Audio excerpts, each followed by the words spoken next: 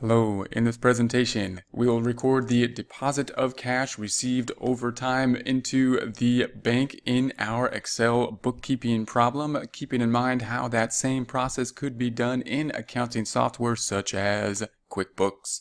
If you would like more information about the QuickBooks Pro, take a look at our comprehensive course in the link below.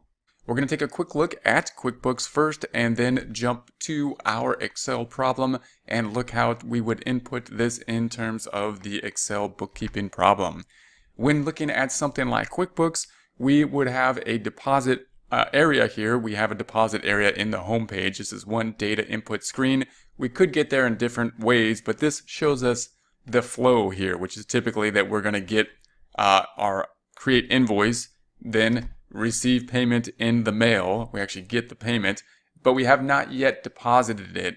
And we put it into undeposited funds in terms of the bookkeeping. In physical terms, we actually are holding on to the check or the cash, and then we're going to go make the deposits, hopefully basically every night as we have our business. So we're in our guitar business store, and we're receiving payments both in the mail and from customers coming into the store, which would be recorded by the create sales receipt. And as we receive those payments, we're holding on to them until the end of the day, and then we're going to the bank and we will deposit them. In terms of the accounts that are holding this money then in our books, when we receive payment and record this item or record the create sales that happens at the point in time at the store, then we're debiting or increasing the undeposited funds rather than the checking account. And now we're going to take it out of the undeposited funds and go to the checking account with it as we make an actual deposit. A deposit screen in accounting software like QuickBooks could look something like this, in which it'll actually give us all the types of items that have been recorded when we selected the received payment, when we got basically a payment in the mail for sales made in the past, or when we made a cash sale at that point in time, a sales receipt type item. And then we're going to go in and say we're going to just group the deposits that we're actually going to go and make. Now, of course, at the end of the night, we would take all of the checks and go deposit them that we have. But in order to practice this grouping and get some more group some of the more same stuff at the same point in time, we're going to make two deposits so we can see what this grouping looks like. So we're going to basically look at these two deposits, the 420 and the 208, and say, hey, we're going to the bank with those. And then we're still have not yet gone to the bank with these other three. And we will group them again in another grouping as we deposit that, and just see what that will look like in terms of our transaction. So the deposit's going to look something like this. If we had a deposit slip in QuickBooks, it would say that we would have the date of the deposit, and then these are the two items we're depositing. The total deposit then is 628. And this, of course, is the important piece, because that is what is actually going to be recorded on the bank's side. When we make the deposit, the bank will group them together and record a total deposit of 628. That then is what will be on the bank statement, and that then is what we need to use in order to reconcile the bank account. When we reconcile the bank account, we don't, in other words, want to see a 420 and 208, which will not match what we see on the bank statement, which will be a deposit of 628. If we do, we're going to have to go through our bank rec and figure out that those two add up to 628. And when we have a lot of deposits and a lot of groupings, that's complicated. We want to make things easy on the bank reconciliation process by depositing things into the bank at the same rate as, or the same amounts as they will appear on the bank statement, so we can just check them off and reconcile our accounts at the end of the month, with which we will do. And it'll be great. So let's go back to Excel and record this into Excel. So here we are within Excel. We're going to just make this deposit over here in K8, put the date, which will be 1/17. And what is happening now is that we are putting this money into the bank. This is a step that we don't often see in bookkeeping problems, because once again, it's kind of adding that step of the undeposited funds, meaning we're collecting the money and we have it now here in this account, meaning we have it on hand. We have a bunch of checks in cash, either in the check register or just in our office, because we collected the information in the mail. We got checks in the mail, and now we need to take it out of there. We need to put it in the bank. When we do book problems, oftentimes we just have a account called cash, and that would include, we would think, the checking account and any other type of account that we would call cash on hand typically, and any receipts that we have. Now we're breaking that cash account up, in essence, to the undeposited funds and what is in the checking account. So what we're going to do now is deposit this information into the checking account.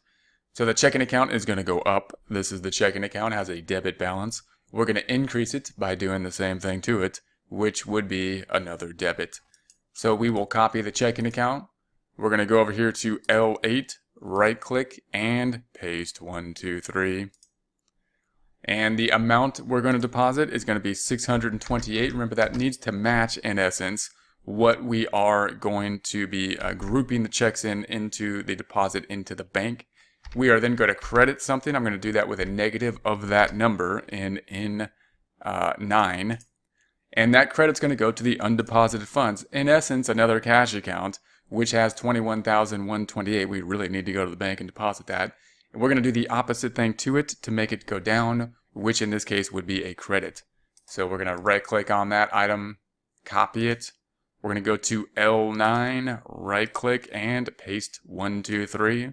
Going to do some formatting, go into the Home tab, Alignment Group, and just increase the indenting. And there's our journal entry. We have journalized the journal entry. We will now post that journal entry to the general ledger. We're looking for the checking account. That's the first account up top. We don't even need to freeze the panes to get to that account. We are just going to go down to the checking account. We have a deposit in AM14. AM14 will equal, and we're just going to point to this 628. The debit balance of 105 will go up in the debit direction to 105,628.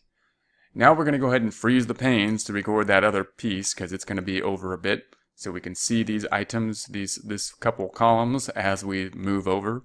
We're going to put our cursor in AJ1 to do that, and then go to the View tab up top. We're going to go to the Windows group, and then the Freeze Panes. Freeze Panes, and we want to freeze panes. Then we'll scroll down, and we're just going to go over to the undeposited funds. It's going to be like this amount down, so it's 1, 2, 3, 4, 5, 6 accounts down this way. It'll be 6 accounts over this way on the general ledger. We're looking for undeposited funds. If we scroll down, there it is, undeposited funds. And we're going to be removing it. So I'm going to make this a little bit smaller, so maybe we can see it in one screen.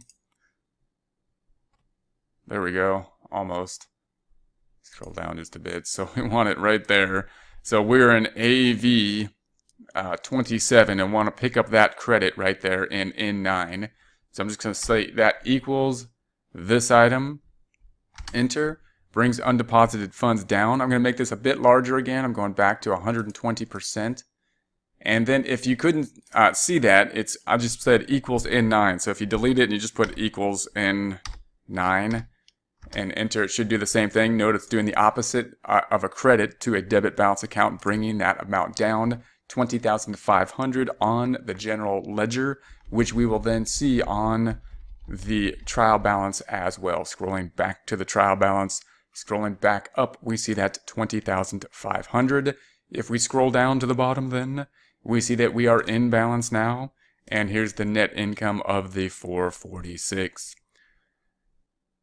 If we then look at what will happen to the financial statements from this, we're just going to say I'm going to pull this over to the financials. It should do this automatically for us. So these are pointing to the financials. We're going to scroll over to the financials. I'm going to unfreeze the panes first, just so these don't get in our way. So we're going to go to the View tab, Windows, Freeze Panes, unfreeze the panes. And then we're going to scroll back over here and just see what happened to the financial statements. It should be a fairly simple or small change to the financials in that undeposited funds went down, cash went up. Now remember that these two really should kind of be combined on the financials. They should all be part of cash. And that's why in the bookkeeping problem, in the book problems, when you work like a book problem, typically you only have an account called cash, and it just has all these cash accounts in theory combined in it. In reality, of course, when we work with a trial balance, we will have a separate checking account and if we have a savings account or any kind of CD accounts, and possibly, of course, this undeposited funds account. But if we break it out, we can kind of see what is happening here. And in essence, one cash account went up and one cash account went down. The total assets are remaining the same, and they, of course, equal liabilities and equity. Nothing happened to net income here because we already received the cash or earned the revenue, if that's what the cash was from, in the past. We recorded the revenue when that happened, not at this point in time. And there is our net income, which can also be found on the statement of equity. Statement of equity ending with the ending owner equity at the 150,843, which of course is also the amount on the balance sheet.